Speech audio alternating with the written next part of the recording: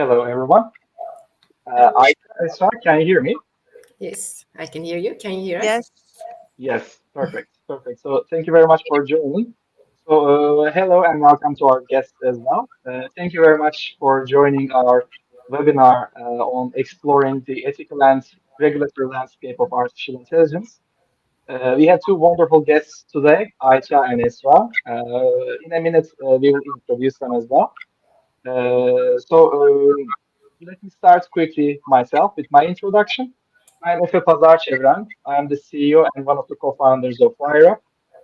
After spending 15 years in corporate life working for various multinationals, I decided to become an entrepreneur and started VireUp with my dear co-founder, Dr. Arda Çelebi.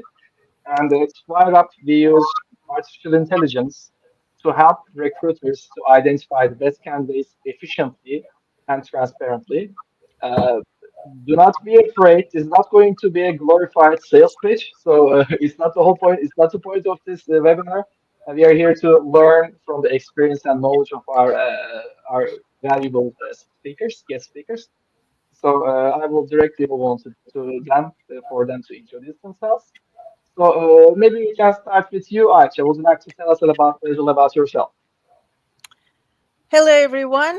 I'm Ayca Ariyoruk. My background is a bit of a mix. I spent the past 10 years building partnerships globally for a non-for-profit education platform. Using media technologies, we hosted and scaled conversations, private cross-border conversations online around politically and culturally divisive subjects. Before at Tech, I was in foreign policy. I worked at various think tanks in Washington and in New York. At the United Nations, I tracked the UN Security Council and covered issues that were deemed to be threats to international peace and security. My formal education is in political science, international human rights, humanitarian law. So I bring a mix of different perspectives and I wear different hats during these discussions. An educator's hat is the big one for sure that I wear. But what really brings me to AI policy is its potential to be a force for international conflict as well as cooperation, depending on how those values are defined and who's defining them. And I'm really looking forward to today's discussion. Thank you very much, Ayça. Esra, would you like to talk a little about yourself? Sure. Hello. Thank you for joining us today. I'm Esra Karahasanoglu. I work as an assistant director at the Institute for Ethical AI at Oxford Brookes University. I have been leading the software engineering section for the last 3 years, and I recently won an innovation award from Innovate UK and started working on my startup called GenEthics, which is an ethical risk assessment and AI governance software as a service platform that I am planning to launch next year. My professional background is mostly in data and analytics. Before I moved to academia 3 years ago, I worked as a developer and later on as a consultant, mostly in finance sector, over 12 years. And my formal education is industrial engineering, continued with 2 masters in software engineering and business analytics. I started getting interested in ethics in AI during my master's in UCL in 2017 and wrote my dissertation on algorithmic bias in machine learning. After a couple of years, I started working at the Institute for Ethical AI. Even though I'm not working in the legal field, I follow the recent developments in the rapidly changing regulatory landscape to be able to understand what it means for the developers, businesses, and the society, and working on developing better solutions to help responsible development and use of AI. After this webinar, please feel free to connect via LinkedIn. I'll be happy to connect with professionals interested in this area. And thank you. Fantastic. Thank you very much, Esra. So maybe we can start our webinar after these introductions. So I think everybody has realized that there seems to be a very healthy and tough competition between the US, Europe, China, rest of the world, both in terms of leading the innovation and determining the regulatory agenda for artificial intelligence. So in this conversation, we will focus on the regulatory aspect. So let's start with that one. So actually, would you like to tell us a little bit about the regulatory environment in the US specifically? Let's start with that. Yes, thank you, Esther. A lot has happened, obviously, in the United States as well, but President Biden's executive order on October 30th is a notable one. It's not the first executive order from Biden, but it's the first comprehensive one in the sense that it has something for everyone and all the major stakeholders that was involved into the discussions, deliberations up until this point. And by that, I mean the industry, the tech companies, of course, but as well as civil society organizations represented by labor unions and human rights groups. Um, Executive order is not an actual law in a sense that a legislation passed by the Congress would be. It is only binding to federal agencies and employees. Executive orders are basically directives from the president on how to run the operations of the federal agency. How will then this executive order will affect the tech industry? It will do so through the purchasing power of the federal government. The president might not have the powers to tell the tech companies what to do and what not to do, but it can certainly tell the federal agencies, some 25 of them, on what to buy and what not to buy from the tech companies. How much the US government spend on tech is an important question. The US government spending on specifically labeled AI contracts in 2022 were $3.3 billion, according to a Stanford University study. But overall IT spending of the federal government is around 100 billion US dollars, half of them for civilian and half of them for defense purposes. Um, while this executive order exempts best practices to apply national security systems or to the intelligence community, and given defense is a major driver in federal tech spending, but if we think about the overall picture of digital transformation and how fast artificial intelligence products are entering into our daily lives, and good old tech products like think about Microsoft Office and Copilot, the potential uh, federal government spending on AI has a huge potential that can't be ignored. So majority of the executive order really deals with directives to agencies on how to procure AI services. The executive order was followed by an additional guidance from Office of Management and Budget to ensure compliance and create minimum best practices when procuring AI services. So that means if you're a tech provider wanting to do business with the federal government, you have to answer some questions. And then there's two broad categories, not broad, specific categories actually. One is safety impacting considerations, best practices around safety impacting, and the other is rights impacting, human rights. Safety implications are, if AI is used for key infrastructure like transportation, traffic control, handling chemicals or biological entities, functionings of dams, emergency services. Interestingly, integrity of elections and voting structures have been mentioned in safety impacting category, but it's also rights impacting. And the rights impacting examples really basically fall under situations where AI systems are used to measure, categorize individuals to make performance and individual risk assessments. For instance, when making decisions in law enforcement, whether to arrest someone, making decisions in employment, whether to hire, fire, or promote someone, when making decisions on student performance, or making decisions around financial services, access to student aid, or getting a loan to buy a house. These are all the kind of things that affects our rights to employment, rights to shelter, rights to education, and so on and so forth. So the key category is the predictive and individual risk assessments. Typically are assisted by surveillance technologies using biometrics. What does AI-powered biometrics looks like? We're basically talking about methods that draw correlation between physiological characters, take facial attributes, expressions, heart rate, body temperature, and using them to make predictions or reach conclusions about human behavior, such as our emotional state or likelihood to commit a crime.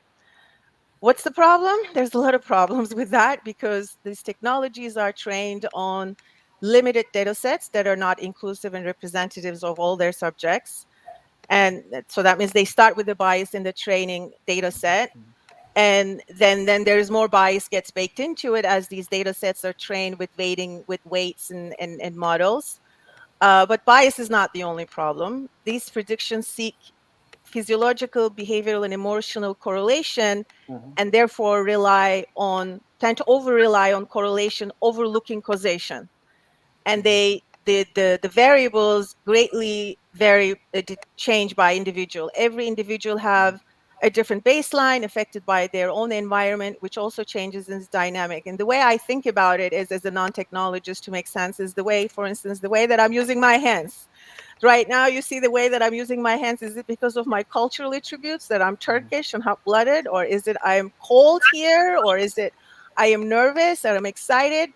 And I'm sure everyone in the audience will have different baseline and different reasons for their use of hands. So that's the way sort of I think about how they are not scientific. So basically the federal government is saying they don't want to have anything to do with scaling decisions based on full systems. They are invasive. They also violate our personal freedoms, privacy, human dignity, but they're also not scientific. So this is sort of the executive branch over executive order in general. We're going to talk about more in generative AI later, but there's one other thing that I wanted to mention in terms of overlooking the Congress and other state level laws and bills. There's more obviously state level pieces of legislation than federal. There's more bills than laws, meaning there's a lot of bills that are being introduced, but they don't all make it to a law.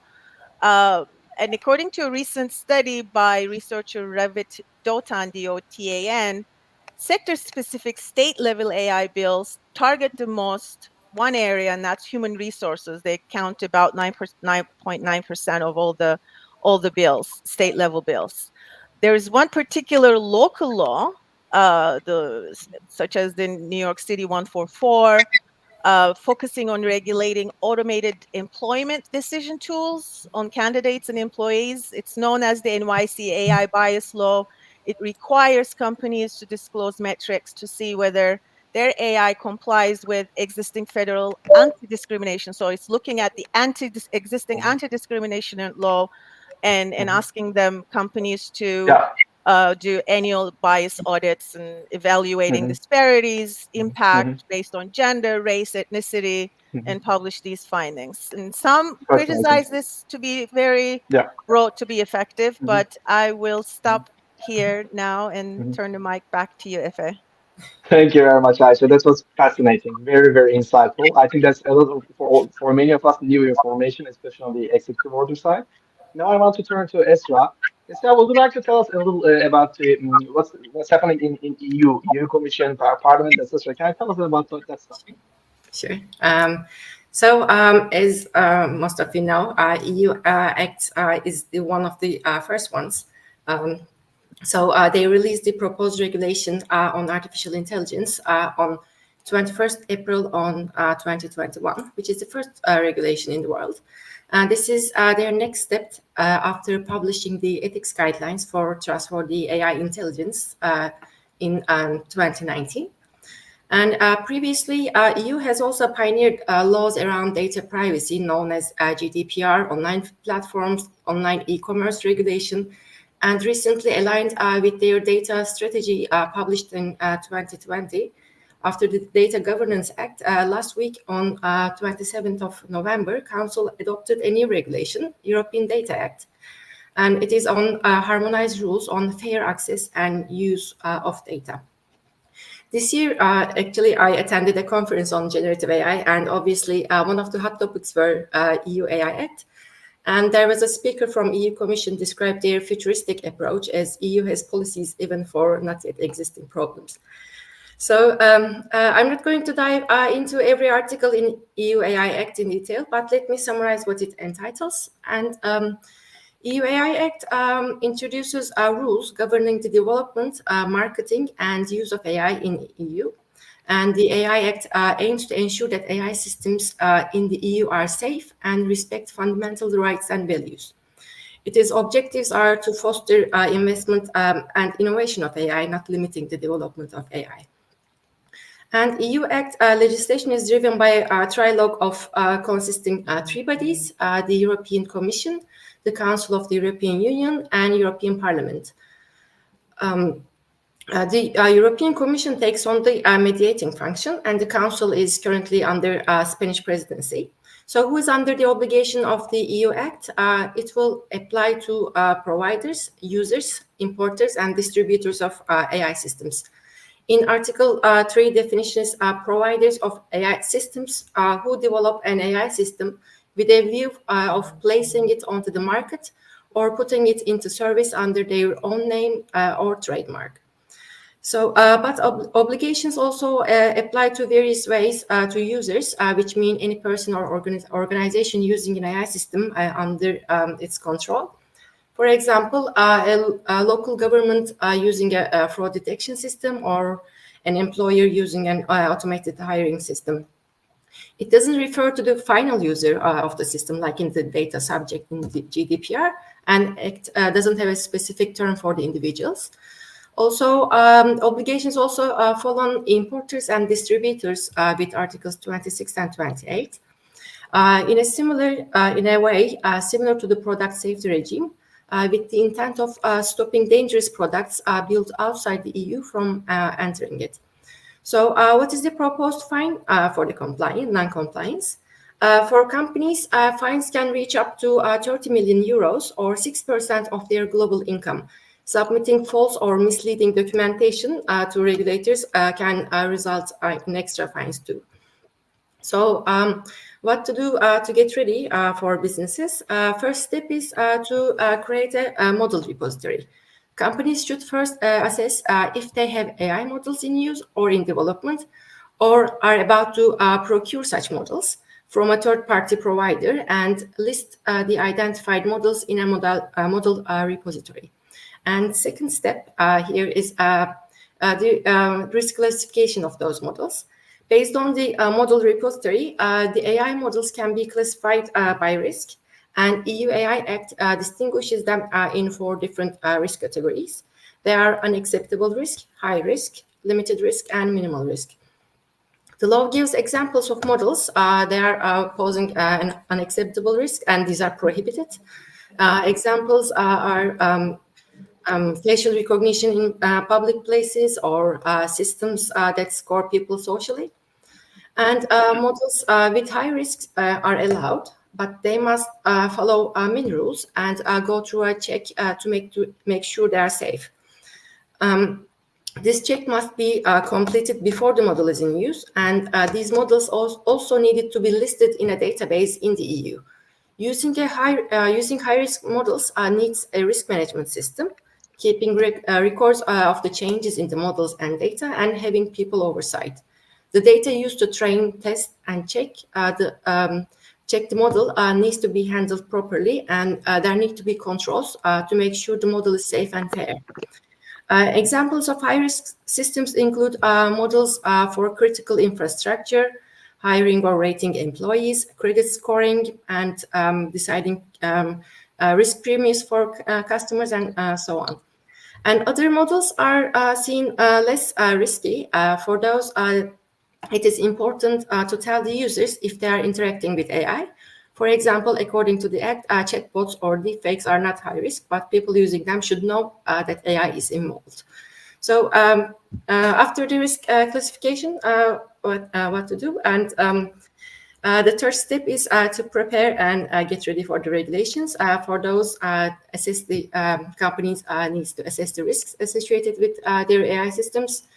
In the company, raise awareness and assign responsibility to the stakeholders, and design ethical systems and establish a formal governance.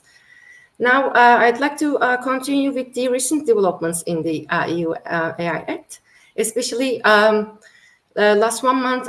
It was very eventful at the EU side. The AI Act's initial proposal in April 2021 didn't include any foundational models. And in June 2023, the European Parliament introduced Article 28B, bring the term foundation models into the legal text with obligations regardless of risk. In October 24 this year, initial agreement on a tiered approach to regulate foundation models was about to made, with stricter obligations for more powerful models. So, however, on November 5th, discussions led to debates on criteria for defining the most powerful AI. On November 9th, the influential members, including Germany, France, and Italy, made a U-turn regarding the regulation of foundation models because they are under pressure from national AI companies regarding the fear of having a competitive disadvantage against non-European companies. And the meeting reportedly ended 2 hours earlier than planned. And a final trilogue is scheduled for December 6th, with the time constraints due to Belgium is taking over presidency in January 2024, and the upcoming European elections are in June 2024. And this sudden shift in regulatory space actually arises questions about the future of the AI Act, because if an agreement is not reached, EU risks losing its pioneering role in AI regulation among the global developments like in United States. Fascinating. Really, really excellent insights as well. Thank you very much. And when I compare what Ayca was saying about the US and EU, there some aspects of the approaching and current regulation is very similar, Yeah. but on the other hand, the dynamics are very different. How the regulations might be potentially imposed is very different. For example, the fact that in the US, the biggest chunk of the regulation comes from the executive order. It's not law yet, but still it has such power is really, really remarkable. Whereas in Europe, it is much more on the application enforcement side of things and the penalties, things like that. So the progress might be slightly different through different channels, but it seems that they are converging to the same principles. I think that's very good to see.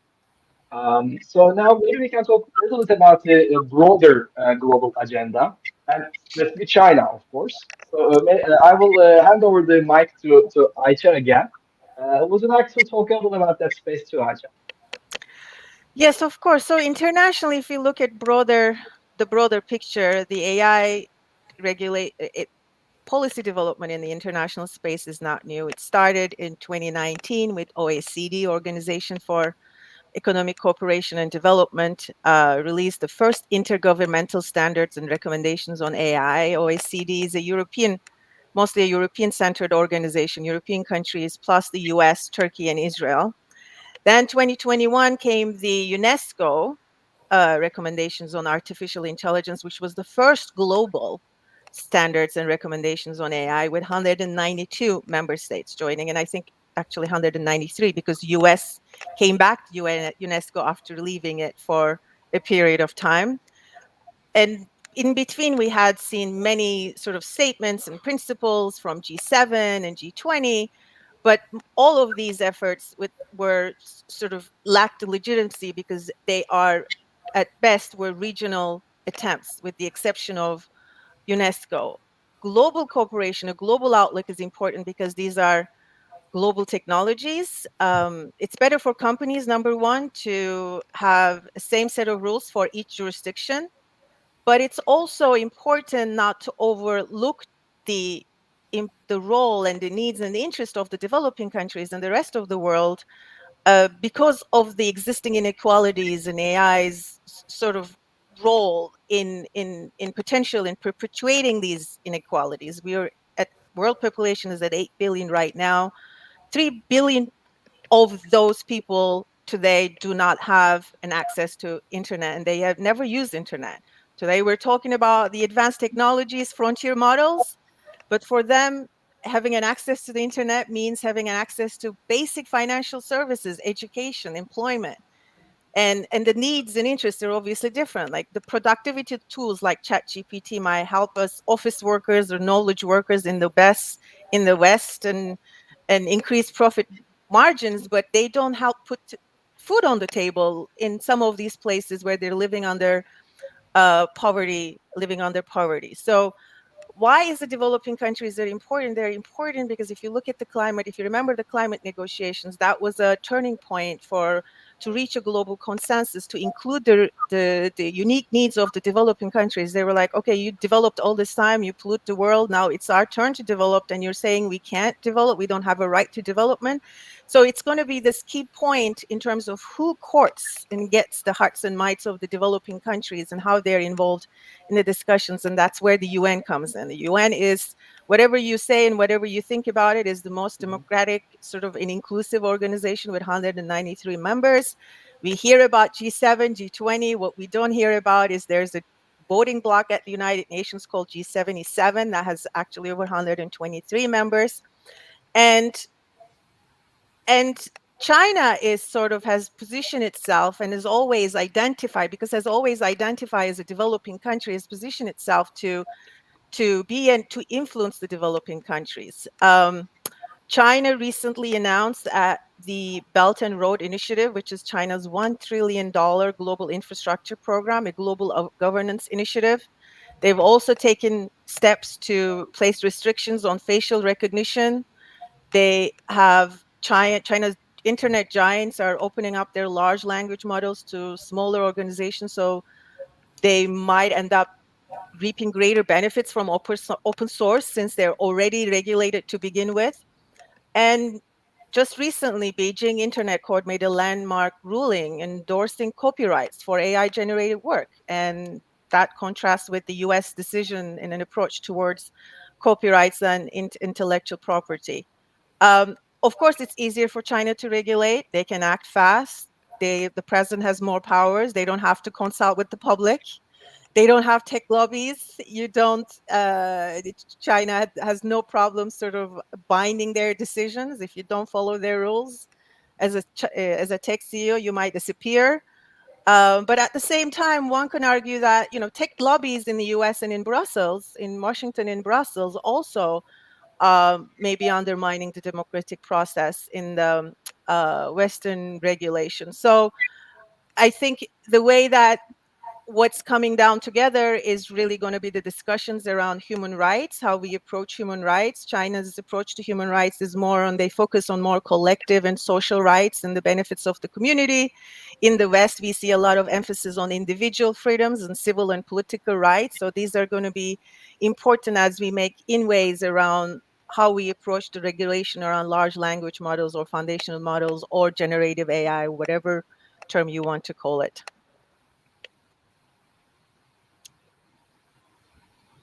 Efe, you're muted. So it seems that there's a slightly different angle from China to all this for different reasons, and we do not seem to be at the same regulatory perspective all over the world. So you mentioned generative AI. I think that's a good point to start talking about the generative AI a little bit. So we talked about the regulatory space a little bit. Specifically for generative AI space, what are the practical ethical concerns and developments in Gen AI? How will these interact with the regulatory environment? So could you please talk to that point? And maybe we can start with Ayça, because we were just about to talk a little bit about that, Ayça, and then we move to Esra. Yeah, so first, I think I'll start with what the executive order says about generative AI. And it's a very creative, it's a very creative use of president's power. Basically, president is just sort of trying to use whatever powers rested in him in order to make some sort of influence on the deployment and development AI. So to govern generative AI systems, the president actually invokes the Defense Production Act, which goes back to Cold War. That gives the president powers to keep check on materials and services that may be deemed needed, that may be needed for national defense to expedite the supply. So what this means is now the president has evoked this act, the tech developers will have to notify or report to the government when they're training a model larger than a certain size. To be specific, if the model is exceeding 10 to the 26 floating point operation. Don't worry, I don't speak math either. What this means in English is if you reportedly GPT 2004 was trained on 1.7 trillion tokens. The executive order threshold implies to tens of trillions of tokens. So the government may change this criteria, and it might be flexible, but the developers will have to report to the government. This is different than a licensing requirement, which some of the civil society organizations have advocated, similar to those pharmaceutical companies. For instance, if you're developing something that you do your testing and so on, and you require a license. The licensing seemed to be anti-competitive and could be disadvantage to startups, because it could be require a lot of reporting and so on and so forth. So this is sort of the way the executive order approaches generative AI. What are the ethical considerations on generative AI? It's large language models, small or large. Now we have small language models. These are mostly language models in English. There's over 7,000 languages spoken around the world. Languages is a way that we tell our stories to each other. We write history. We negotiate our values. And it is important who has the power to tell these stories. And if these stories have a certain bias in the way that they're projected, in the way that they're developed, when we're talking about these technologies, don't come with user manuals, they come with constitutions. Anthropic, for instance, the breakup company from OpenAI that wanted to do the things in the right way, they have recently published their constitution. So you're thinking about a constitution of a language model that was developed in Silicon Valley, but a group of friends being applied to the rest of the world. So it is important how these language models are being developed in other countries, whether through translation, whether through their own languages unique to their own cultures. And as a matter of fact, that's what we're seeing right now in France, is one of the last ones to come up and speak against the regulation of large language models, because if they do, then they want to develop their language model in French, being completely French. They're being the French they are, they want to have their own French model. And we see the same thing in Singapore. Singapore is running sandboxes right now they want to develop the languages unique to their own culture and language. And we see the same in Brazil. So those are some of the implications around large language models. If you are muted. Esra, would you like to add anything? Sure. I'd like to start with the ethical concerns that arise with generative AI first, and then switch to regulation side. Gen AI is already subject to all other traditional AI risks, and on top of those, there are Gen AI specific points, like from the perspective, as Ayca mentioned, the data used to train the models. There is an ownership and copyright concern. We don't have a clear picture on which data is included in those training sets, and what is the reliability of this data, and if any copyright is infringed. As far as we know, it is reflecting the diverse views. It represents the real world, and the developers of those language models are adding more safeguards.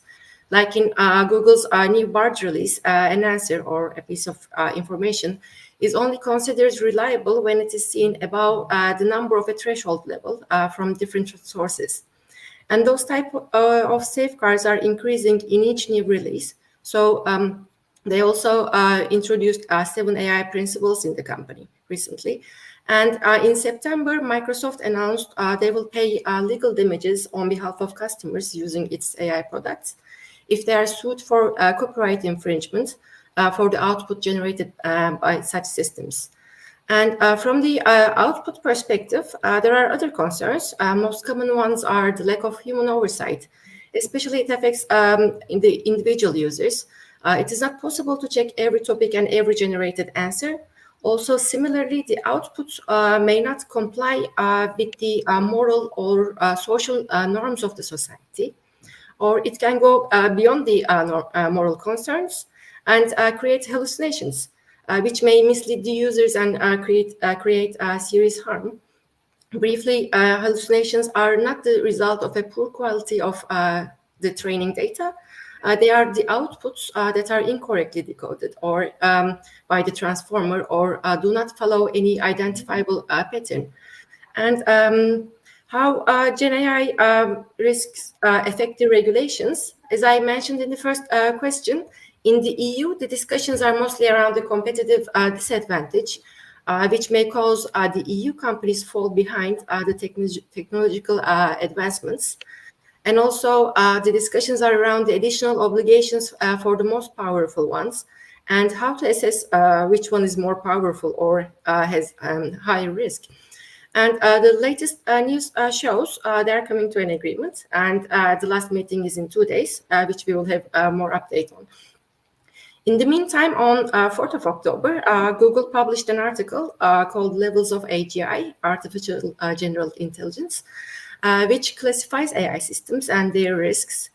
This shows, I think, once more, the tech pioneers are again one step ahead and hope they will also help the world's efforts in regulating AI and the latest discussions in the EU. It's very interesting to see that not just the usually regulation is an area where technology companies by principle don't like, but it seems that people acknowledge the need for proper regulation, and as long as it doesn't kill the innovation spirit and it doesn't slow things too much down, I think lots of companies as well as people acknowledge the fact that people's rights must be protected. So I think it's very interesting. It's very different from the previous technological advancements where regulation was mostly coming from top, whereas there's some uh, different approach in this case, I think.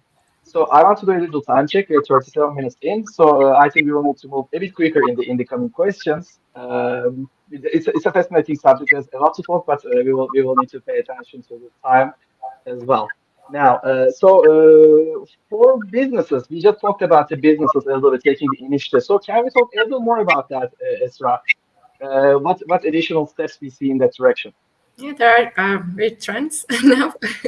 I can talk about them. It's too Yeah, sure. exciting to see how the world is changing, especially ChatGPT is introduced. I have worked in this area for the last 3 years. Before ChatGPT, this topic was more of a research area, mostly for academics and the philosophers. And now we can see real effort and investment from businesses.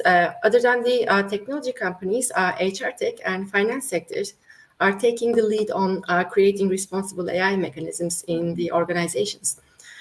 From the business perspective, I'd like to share some insights which shows the value of the efforts and why businesses should invest in this area. In one study by Capgemini, 90% of organizations reported encountering ethical issues, and 40% of those companies abandoned the AI project instead of solving those issues. Cisco research reports that for every $1 invested in strengthening data privacy, the average company will see a return of $2.70. And a Nielsen survey of 30,000 consumers across 60 countries found that 66% of respondents are willing to pay more for sustainable, socially responsible, and ethically designed goods and services. And according to the Economist Intelligence Unit's report, it is titled Staying Ahead of the Curve, the Business Case for Responsible AI. The cybersecurity and data privacy concerns represent the biggest obstacles to AI adoption. Today, over 90% of consumers will not buy from a company if they have concerns about how their data will be used. In the recent developments in regulating AI looks similar to when the GDPR was introduced. And when it was first adopted, only 31% of the businesses believed that their organization was already GDPR compliant before the law was enacted. The cost of non-compliance with GDPR was almost the 3 times of the cost of compliance. And although regulatory penalties for non-compliance were just 13%, the total disruption for the business operations was 34%, and it is followed by the productivity loss and the other revenue loss. When we consider the very high non-compliance fines of the EU AI Act and the complexity of the compliance, I believe those costs will be way much more higher, and also companies will invest more in responsible AI efforts. So what businesses do nowadays, while the regulations are still under development, as we have mentioned before, the developers of big tech are taking some of the responsibility and putting effort on delivering more trustworthy systems and models. Companies started to create ethics and responsible AI departments, and some of them started creating governance mechanisms. Some organizations created some initiatives which controls the AI development processes. And there is also a new sector created. As of yesterday, 282 new companies formed in recent years around the world and registered to Ethical AI database, operating in legal, technical, compliance, advisory services. Also, there are security, privacy, AI strategy, and algorithmic audit companies, as well as a handful of software as a service providers are in business to help other businesses in their responsible governance, responsible AI governance efforts. It seems that there's an entire economy developing around the regulatory aspect of these things. And what I find fascinating is it is obvious that it's not just ethical aspect. There's a commercial business aspect to doing the right thing. I think that's one interesting scenario. So maybe we can touch upon very briefly on some specific risk areas for businesses Yeah, yeah. because we talk about preventing risk, managing that, but okay, what are we talking about specifically? And maybe we can go through an example. Yeah, sure. I can continue with that. Actually, Sure. every day it's getting easier and more convenient to integrate AI solutions in businesses and in our everyday lives, like ready-to-use models, no-code solutions, and even we have the helper writing an email right now. In the future, it will be very much more easier to totally rely on the outputs we have. And being proactive, creating transparency throughout the development, and creating an effective human oversight mechanism in every area AI is used may save the businesses if something goes wrong. Also, this also applies to Gen AI solutions. We will all need to learn prompt engineering and learn how to get the best response. Why this area will be critical, large language models are available for both personal and corporate use. We write the task as an input, so it is our data, and we use a pre-trained model, which is not ours, and we get an output. Output may or may not be critical, but it is in our responsibility how to use it, and the output is ours. The tech companies don't take responsibility for the output and even don't know if it is critical or if we integrate it in our business processes. Next, I'd like to actually talk about the areas that are classified in high risk in EU AI Act and can relate more in the HR space and HR business. Employment, workers' management, and access to self-employment is the headline of the risk area. And under this title, the first group includes AI systems intended to be used for recruitment or selection, to analyze and filter job applications, and to evaluate candidates. These are in the high-risk group. Those systems will be highly regulated and require conformity assessment. When we have a look from the business point of view, especially with the increased issues with the fakes, I believe authenticity and identity risks will be at the top of the list. For example, fake applications, fake profiles and CVs, even fake AI-generated video answers for interview questions may impact the reliability of those systems, and also it may create a bias in those systems by creating a feedback loop with the fake data, while those HR systems are collecting and training the algorithms for the assessments.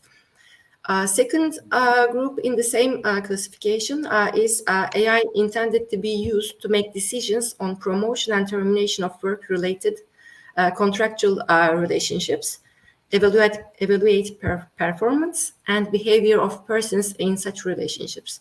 So, for example, education and training systems, setting up those systems fairly in the organization and applying those training paths suitable for employees, giving equal opportunities without creating a discrimination, not favoring a group or department, or not creating competitive disadvantage for those who work in similar roles is critical when those systems are used in hiring, firing decisions, or in promotion processes. I'd like to mention one more area example, and then I will leave it. This is also integrated with the misinformation uses. For example, an employee hired with the skills in the job description may also have other skills that may allow them to expand or move to different areas in the organization, or the way of working is changed over time and they gained other skills not mentioned in the initial job description, reflecting the right level of expertise and skills of employees and creating a fair upskilling and reskilling opportunity with right information will play a critical role when using those AI training and education systems fairly, I think. Thank you very much, Esra. Yes. I want to move on to the next question. So maybe we can do a little, we can discuss a little more in HR space, specifically the recruitment, maybe as an area of focus, as an example.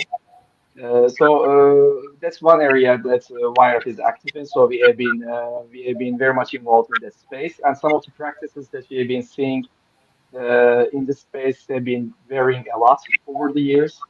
I think there's a lot of room to include unconscious bias into the processes.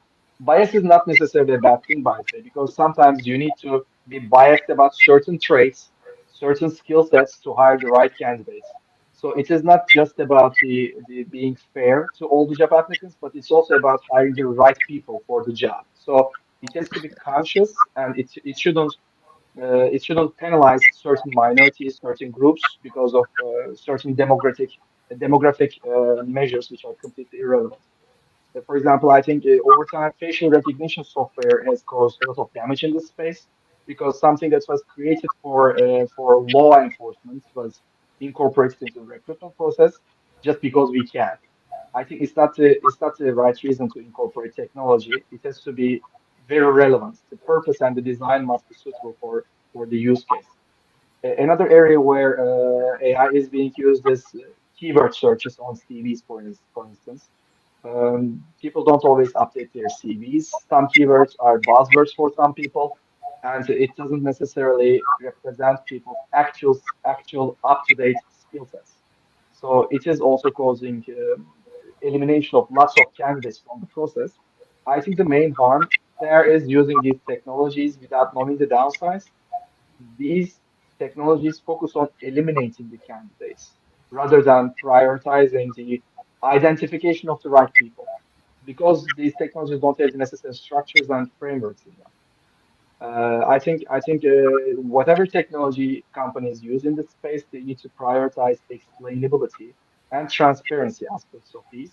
These are not only going to be required by the regulatory authorities in the very near future and now, they are also the business-wise smart decisions going to be facilitated by these tools. I think there is another area in HR space that people are worried about is what will happen to our jobs.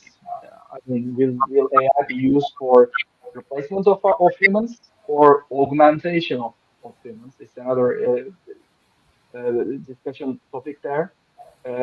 I was in Slush this week, last week, and I had the chance to attend to lots of conversations from lots of people coming from different parts of the world in the industry. I think one statement stuck with me, and I think it defines this very well. Your job may not disappear because of AI, but your role may be taken by someone who knows how to use AI. I think that's going to be the next discussion topic there, whether AI is a good thing or not, and how it will affect our lives. In the interest of time, I would like to move a little bit to our final section. Uh, Before that, if I can I ask you a question? Sure, of course. Would you how do you assure trustworthiness of AI at VireUp? Sure, thank you for bringing that up as well. Well, actually, transparency is in the heart of our product design. Since day one, we have been prioritizing providing justifications for the conclusion of our algorithms. So, for example, when we interview job applicants, we do not focus on the videos, we don't focus on voice patterns, but we rather focus on individual sentences that are said by the candidates. And we analyze every single sentence, and when we draw conclusions, we show exactly from which candidate's sentence the conclusion comes from. This is extremely important to make the solution auditable and explainable. Because you can explain the candidate why they're elected, why they're filtered out or not, and you can always go back and calibrate your analysis if you don't agree with the results. I think that kind of transparency is at the core of the technology. Plus, our technology is designed to support human oversight. So it is not the ultimate decision, but rather it is augmenting human capability to make decisions as a result of the interview outcome. Still, the decision maker is human, but we help them to analyze hundreds or thousands of applications based on the right criteria. But I don't want to go into too much of a sales mode. I might get carried away. So thank you for the question. I want to go back to the last question. Very much. Um, Guests don't uh, ask questions, but thank you. thank you very much. So uh, this is a bit of a binary question, really. How do you see the future of AI in 20 years' time? Are you an optimist or pessimist? We'll be out of jobs and will the killer machines take over, or we'll be all enjoying a much better life with the things that we love to do, with the people that we love? On which camp are you and why? If you can just tell me like a minute each, I'm dying to know your thoughts.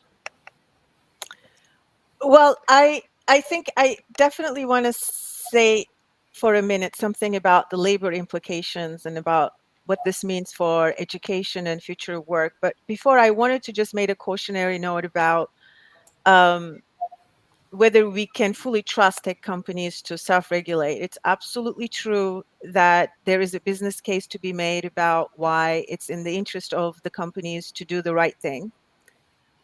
But when it comes to discussing these particularly frontier models, we see that there is not a consensus about the tech industry as to how they want to be regulated, what regulation means to them. Surely everybody sees the value of regulation and everybody says regulate us. But when, number one, they differ on how they want to be regulated, and number two, behind the doors, they might be saying different things through their lobbyists. I think it's important to know sort of the power asymmetry that we see in these discussions. While they might say, please regulate behind the doors, they're spending, I think last year was $100 million were spent by tech lobbyists in Brussels, just Brussels alone. And the poverty, and on the other hand, you have civil society organizations and elected officials that represent the people, working from small offices and small budgets. And there's also the power, there's also the information asymmetry. We depend, the civil society organizations, policymakers depend on the tech companies for them to provide the information. So one of the things that you might be hearing a lot about when the topic of self-regulation comes is the regulatory capture, which is basically the Stockholm syndrome of really talking about when regulatory bodies are being dominated by the interests that they are designed to oversee. So I think that it is important to sort of remember the tech companies' role in these discussions.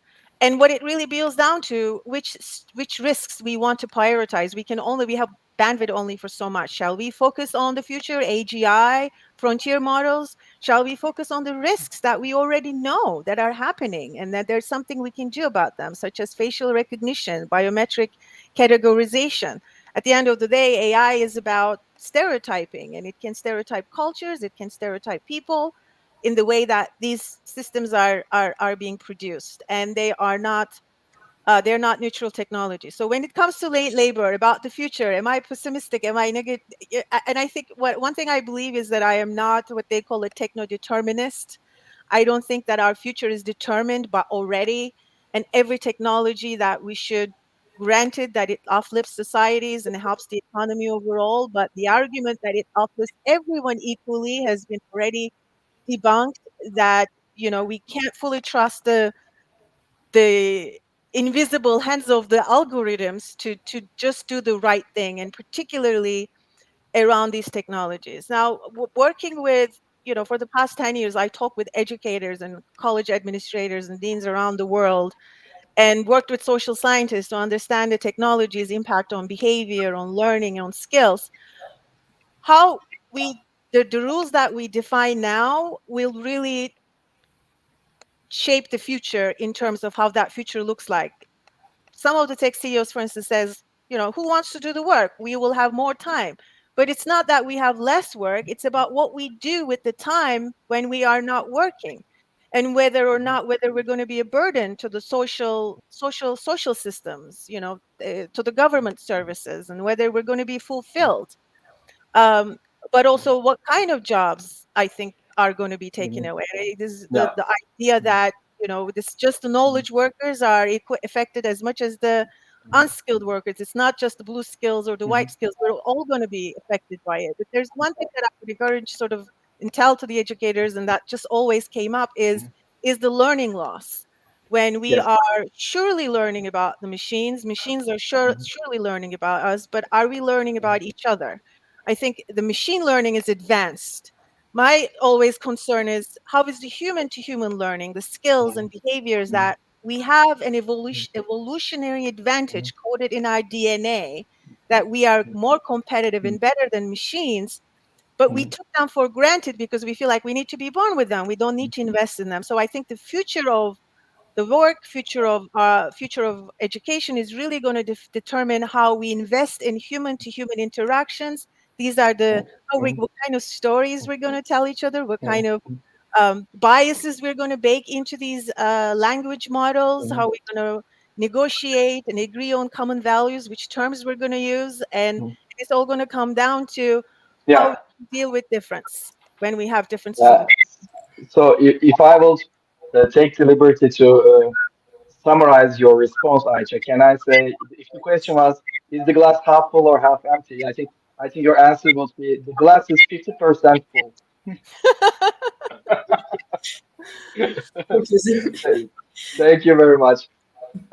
Esra, would you like to reflect on share Yeah. us your reflections? It's not going to be that detailed, my answer.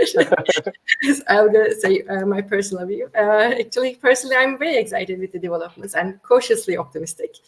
I like working in this area and trying to help to make it an utopia, not end up with a dystopia. And latest advancements in AI are changing our lives very fast. And I believe our role is to keep our future safe, to be to be able to live in a better world.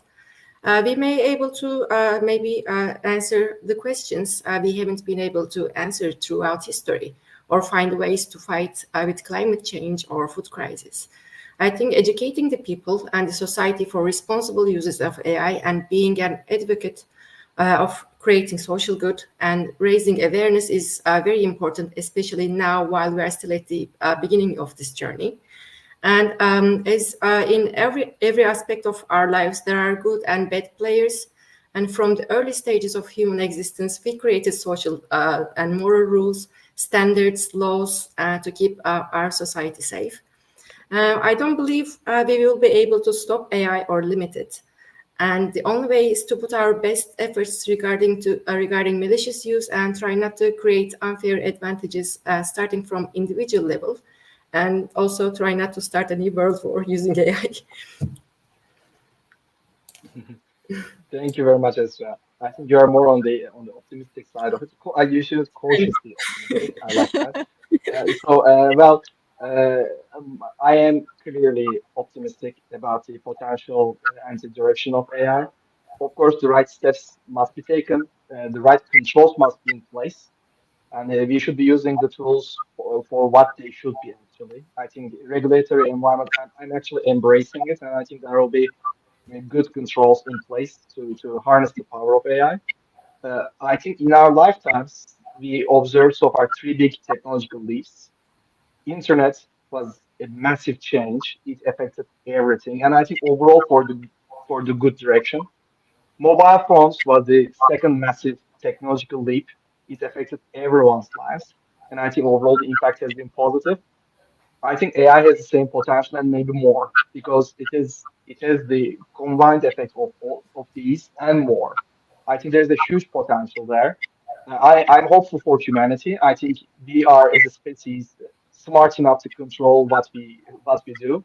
So I think I'm looking at a from my perspective looking at a bright future. So I would like to thank you very much, Ayça, Esra. It has been extremely valuable, the stuff that you have shared. I mean, it is a lot of knowledge, and it's difficult to find them, impossible to find them in one place. Thanks to your expertise and experience, we all benefited from that, and I'm really grateful for your time and input. And also would like to thank you, our audience. You've taken the time in your busy schedules to attend. I hope you benefited as much as I did, and I enjoyed as much as I did. To make sure the audience who couldn't attend, they will release a video recording of this session, and you will be able to find it on LinkedIn and our webpage and on YouTube, and it will be easy for you to follow up. Thank Thank you you. very much, everybody. Thank you. Thank you. Thank you, everyone. Bye.